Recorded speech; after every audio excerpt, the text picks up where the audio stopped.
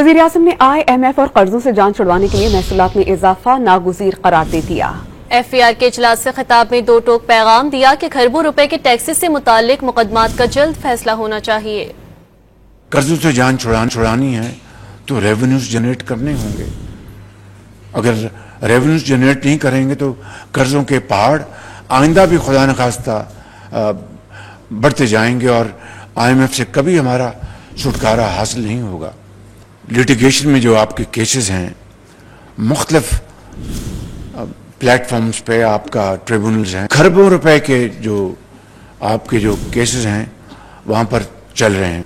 चुपता सवाल ये है, फिर ये ऐसा क्यों है कि एक तरफ हमारे खरबों रुपए के केसेस वो तवील मुद्दत से अदालतों में ज़ेरे इल्तवा हैं, दूसरी तरफ हम दिन रात कर्जे ले रहे होते हैं या अपने कर्जों को हम उनको रिन्यू कर रहे होते हैं।